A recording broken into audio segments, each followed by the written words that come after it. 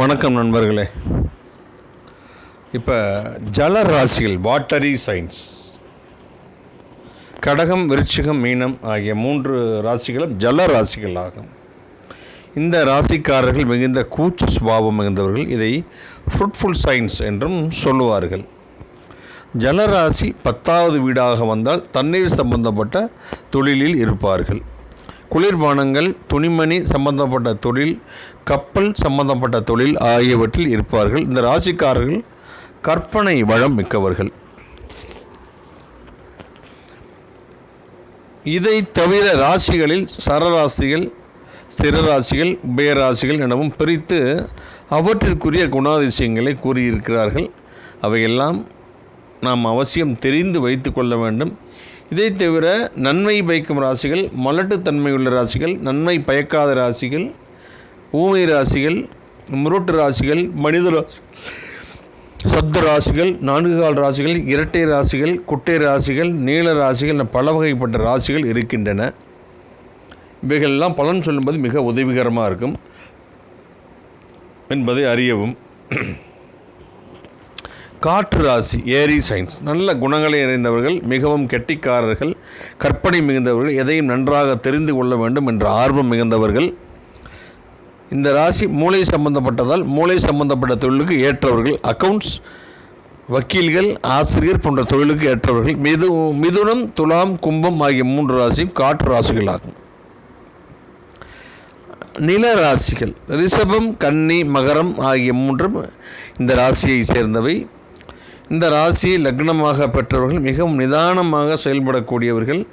எதையும் யதார்த்தமாகவும் எச்சரிக்கையுடனும் எடுத்துக்கொண்டு செயல்படக்கூடியவர்கள்.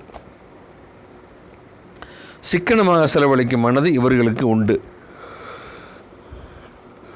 இந்த ராசிக்காரர்களுக்கு நரம்பு மண்டலத்துடன் நெருங்கிய சம்பந்தம் உண்டு. சிறிய விஷயத்துக்கெல்லாம் கவலை கொள்ளும் சுபாவம் கொண்டவர்கள். இவர்களுக்கு வாயு தொந்தரவு உண்டு.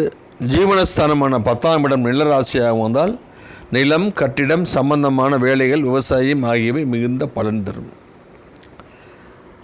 நெருப்பு ராசி, ஃபயரி சைன்ஸ், மேசம், சிம்மம், தனுசு ஆகியவை நெருப்பு ராசி எனப்படும். இந்த 3 ராசிகளை லக்னமாக பெற்றவர்கள் மிக்க தைரியசாலிகளாகவும் தன்னிச்சையாக முடிவு எடுப்பவர்களாகவும் தன்னம்பிக்கை உள்ளவர்களாகவும் இருப்பார்கள். மற்றவர்களுக்கு தலைமை தாங்கக்கூடிய கெப்பாசிட்டி உள்ளவர்களாக இருப்பார்கள். இந்த நெருப்பு ராசியில் உள்ள கிரகங்களும் மேற்கூறிய தன்மைகளை பெற்று இருக்கும். நெருப்பு ராசியை ஜீவனமாக பற்றும் நெருப்பு சம்பந்தப்பட்ட தொழிலில் இருக்கவும் சாத்தியக்கூறுகள் உண்டு. வடக்கு ராசி, தெற்கு ராசி, மேசம் முதல் கன்னி வரை வடக்கு ராசி எனவும், துலாமிலிருந்து மீனம் வரை தெற்கு ராசிகள் என்றும் அழைக்கப்படும். இத்தனை விஷயங்கள் இருக்குங்க. ஆண் ராசிகள், பெண் ராசிகள், மேஷம், மிதனம், சிம்மம், துலாம், தனுசு, கும்பம் ஆகியவை ஆண் ராசிகள். ரிஷபம், கடகம், கன்னி, விருச்சிகம், மகரம், மீனம் பெண் ராசிகள். ஆண் ராசிகளை லக்னமாக கொண்டவர் ஆணின் குணாதிசயங்கள் அதிகம் உள்ளவர்களாக இருப்பார்கள். உதாரணமாக மேச லக்னத்தில் ஒரு பெண் பிறந்து இருப்பாரானால் அவருக்கு ஆண்களின் குணாதிசயம் அதிகமாகவும் இருக்கும். சிறிது மின்கோபம் உள்ளவர்களாகவும் முரட்டுத்தன்மை உடையவராகவும் இருப்பார் என கொள்ளலாம். அதே போல் ஒரு பெண் ராசியில் ஒரு ஆண் பிறந்து இருந்தால் அவருக்கு பெண்களின் குணாதிசயங்கள் இருக்கும்.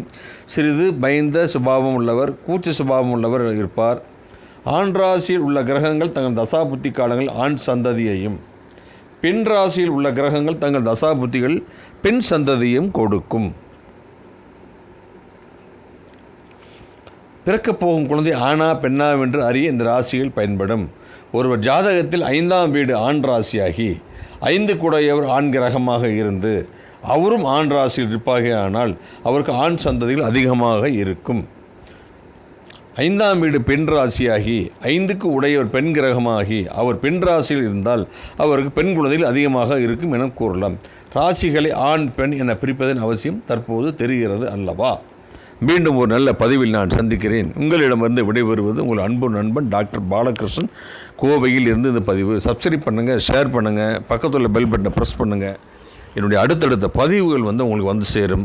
உங்களுக்கு ஜோதிட ஆலோசனை தேவையாக இருந்தால் என்னுடைய கான்டாக்ட் நம்பர் 9443819269. நன்றி, வணக்கம்.